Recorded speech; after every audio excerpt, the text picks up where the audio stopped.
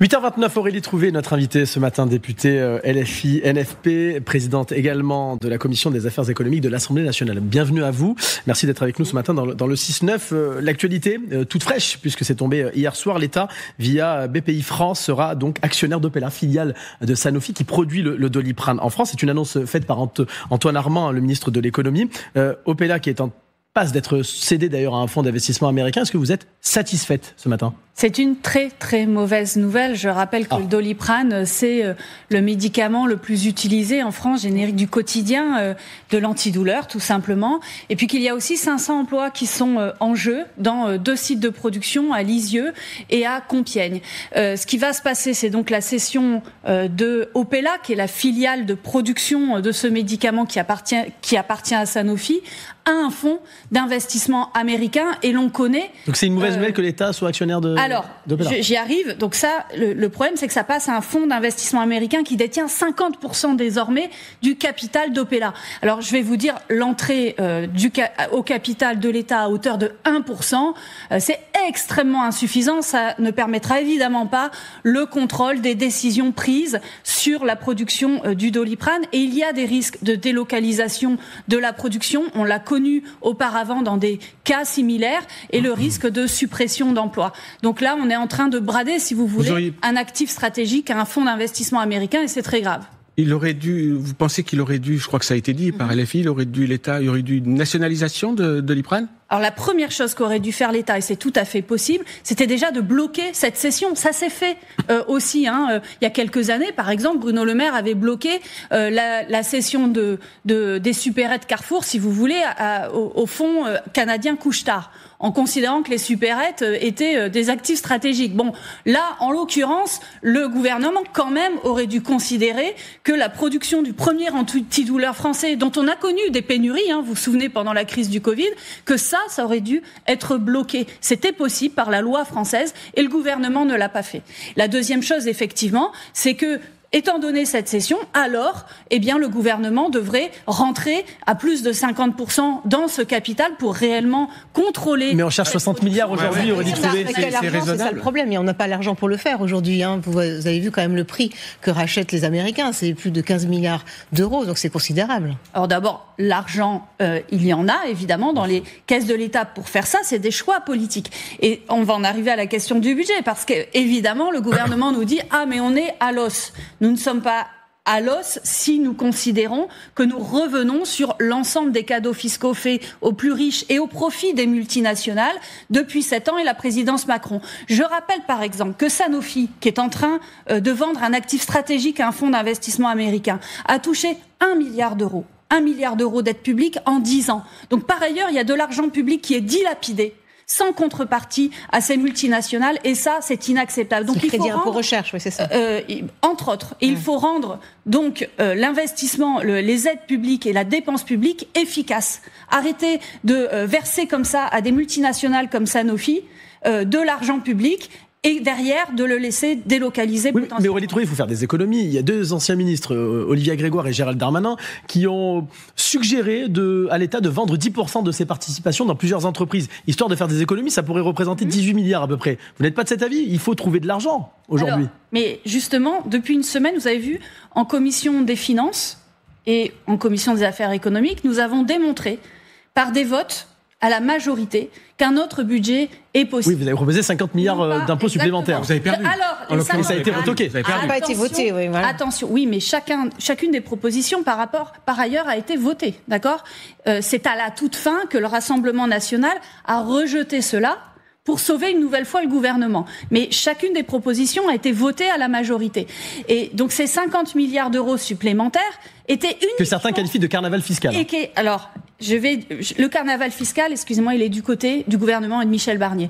Parce que, par ailleurs, nous avons proposé uniquement de faire une fiscalité supplémentaire sur les ultra-riches et les super-profits des multinationales. À l'inverse du gouvernement, qui est celui du matraquage fiscal sur les classes populaires. Puisque ce gouvernement propose, par exemple, d'augmenter très fortement les taxes sur l'électricité, qui va frapper tout le monde, et donc d'augmenter le prix de l'électricité. Ça, nous ne sommes pas d'accord.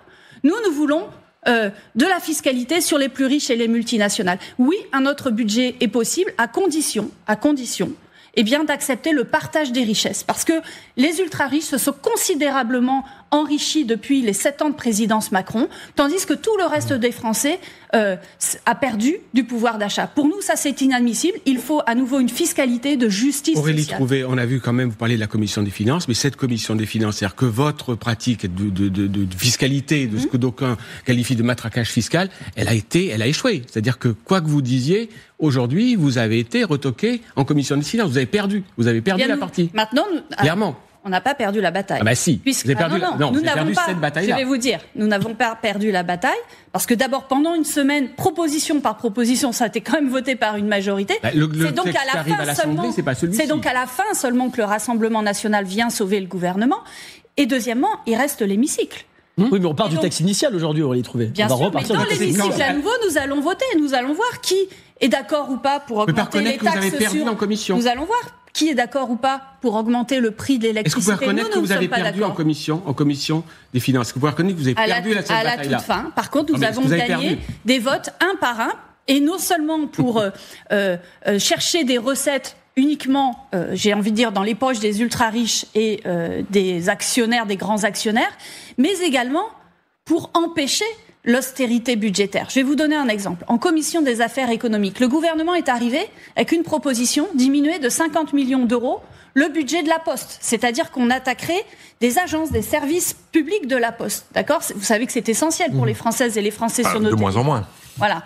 Malheureusement, de moins en moins. Donc, il faut absolument redonner, et vous savez que c'est la 3e préoccupation des Français dans les services publics, redonner des moyens à la Poste. Eh bien, justement, nous avons voté à la majorité en commission des affaires économiques, non seulement de ne pas diminuer le budget de la Poste, mais de l'augmenter parce que nous en avons besoin, que les Françaises et les Français veulent avoir un service à côté de chez eux de la Poste. Donc, ce que je veux vous dire, c'est que, oui, un autre budget est possible qui non seulement ne détruit pas les services publics, mais redonne des moyens à certains services publics, et puis aussi, parce qu'il y a un sujet dont on n'a pas parlé, redonne des moyens aussi à la transition écologique. Et là, je veux vous dire que nous sommes extrêmement inquiets à l'heure des inondations, parce que le budget qui est proposé aujourd'hui, qui est sur la table de Michel Barnier et de ce gouvernement, c'est vraiment, pour le coup, on y reviendra, Aurélie Trouvé. Anti-écologique. On va y revenir, on reste sur le budget. Isabelle Goulin. Oui, taper sur les plus riches, c'est ce que vous voulez faire, mais ça provoque quand même de l'exit fiscal, ça fait moins d'embauches, ça fait moins d'innovation, moins de croissance, ça pèse aussi sur les recettes finalement, qui rentrent aussi dans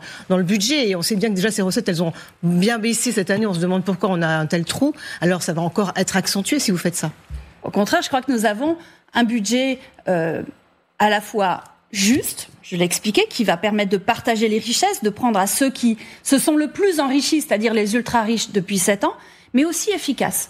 Parce que ce qui est prévu, et l'OFCE, par exemple, le dit, c'est une grande organisation d'études économiques. Ce qui est prévu par le gouvernement, c'est une austérité budgétaire de l'ordre de 1 à 2% du produit intérieur brut, de 60 milliards d'euros. Et ça, c'est désastreux aussi pour la croissance et l'activité économique. Ça va plomber l'activité économique. Donc, ça va plomber les entreprises, ça va plomber l'emploi. Et donc, ça va être contre-productif parce que ça va diminuer in fine, les recettes publiques, ce qui rentre dans les caisses de l'État. Et donc, ça va être un cercle vicieux. Donc, ce que propose le gouvernement est désastreux à la fois pour les gens et la vie de tous les jours des gens, mais aussi, j'ai envie de vous dire, in fine, pour les finances publiques. Il faut absolument un autre budget. Aurélie Trouvé, notre invitée ce matin dans le 6-9, députée LFI, NFP de Seine-Saint-Denis. On revient dans un instant. On continuera d'ailleurs sur la question du budget. À tout de suite. 8h41 sur LCI, Aurélie Trouvé est notre invitée, députée LFI, NFP de Seine-Saint-Denis, présidente également de la Commission des affaires économiques de l'Assemblée nationale. On reste sur le budget avec vous, Aurélie Trouvé. Le Premier ministre a déclaré hier au JDD qu'il n'était pas opposé à l'idée d'un 49.3 dans l'optique de ce budget. En tout cas, c'est ce qu'il a déclaré. Sans blague. Oui, est-ce que vous craignez qu'il puisse l'appliquer ? Bien sûr, on le craint. Alors, on espère quand même que l'Assemblée nationale sera respectée, parce qu'on a un gouvernement qui n'a jamais été aussi minoritaire. Et donc, il est temps de respecter la diversité de cette Assemblée nationale. Donc, après, il est clair que si jamais... Il dit également qu'il est ouvert au débat. Si jamais le gouvernement, à la fin, parce que la décision de l'Assemblée nationale ne lui plaît pas, applique un 49.3 pour court-circuiter l'Assemblée nationale, alors nous, le nouveau Front populaire, nous déposerons une motion de censure. Et là, j'ai envie de vous dire, c'est le Rassemblement national et ses députés qui seront mis face à... Et vous allez la déposer quoi qu'il arrive, finalement, cette motion de rejet ? Bien sûr, cette motion, d'abord, nous déposerons, quoi qu'il arrive, en tout cas je peux vous l'annoncer, une motion de censure s'il y a 49.3, parce que déjà ça veut dire que le gouvernement ne respecte pas l'Assemblée nationale et donc le vote des 30 juin et 7 juillet par les Françaises et les Français. Ensuite, du coup, nous mettrons face à leur responsabilité le Rassemblement national qui, pour l'instant, n'a cessé de sauver ce gouvernement. D'accord, mais là on parle de la motion de rejet. Aujourd'hui, vous déposez une motion de rejet. Aussi. Voilà. D'abord, commencez par aujourd'hui. Sûr. Ça, c'est sûr. On va déposer les deux, d'accord ? En tout cas, ce qui est sûr, c'est que nous opposerons autant que possible, je le dis, à ce budget d'austérité parce qu'il est un désastre social et économique. Et je vais vous dire, juste pour... c'est vous montrer aussi, depuis maintenant un certain nombre de jours et de semaines, qu'un autre budget est possible, mais aussi une autre économie. Et ça, je veux aussi le dire en tant que présidente aujourd'hui de la Commission des affaires économiques. Notre problème aujourd'hui, il est que Michel Barnier continue la politique libérale, d'accord, sur le plan économique, du président Macron. Et je veux revenir juste un instant sur Sanofi, nous en avons parlé tout à l'heure. Bon, je vais me rendre aujourd'hui, je le dis, à Lisieux, au site de production du Doliprane, voir les salariés qui ne connaissent rien. C'est quand même hallucinant, qui ne connaissent rien du contenu du contrat passé entre Sanofi et le fonds d'investissement américain qui risque donc de délocaliser la production de Doliprane. Mais nous-mêmes, députés de la Nation, nous ne connaissons rien du contrat. Donc, je vais voir ces salariés, mais je vais aussi jeudi, et je l'annonce à ma demande, auditionner en commission des affaires économiques la présidente France de Sanofi pour demander des comptes, évidemment, à Sanofi. Et nous auditionnerons aussi le ministre de l'économie en commission des affaires économiques pour que les députés demandent des comptes sur ce qu'il est en train de se passer et les risques aujourd'hui, comme il y a eu des risques, je finis là-dessus, pour Alstom, quand Alstom a été vendu à General Electric, la multinationale américaine, là aussi, General Electric, la main sur le cœur, avait dit dans le contrat, nous créerons 1000 emplois, le résultat c'est qu'il y a eu 33 000 emplois supprimés. Malgré des sanctions qui étaient dans le contrat. Donc ça, pour nous, c'est inadmissible. Donc nous demanderons ces comptes en commission des affaires économiques de l'Assemblée nationale. Donc ça veut dire que même si dans le contrat, il était prévu de préserver l'emploi sur les 2 sites de production, plus un contrat qui permet, avec une start-up dans la région du Sud-Ouest, de créer un autre site de production, un 3e, de toute façon, ça ne vous satisferait pas? Alors, ça dépend des sanctions. En fait, moi, je demande à voir le contrat.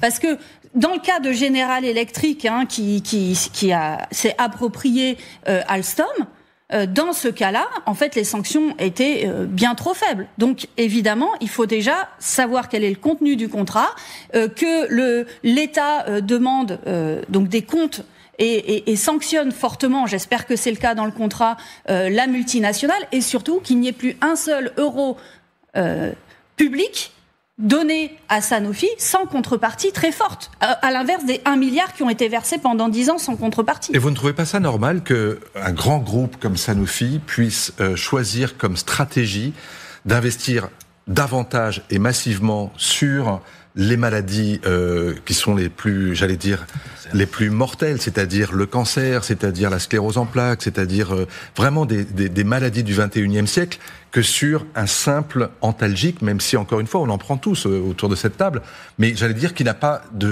sur un plan stratégique, puisque c'est le mot que vous avez utilisé, qui a moins de valeur, si vous voulez, que d'investir sur les grandes maladies chroniques de l'humanité.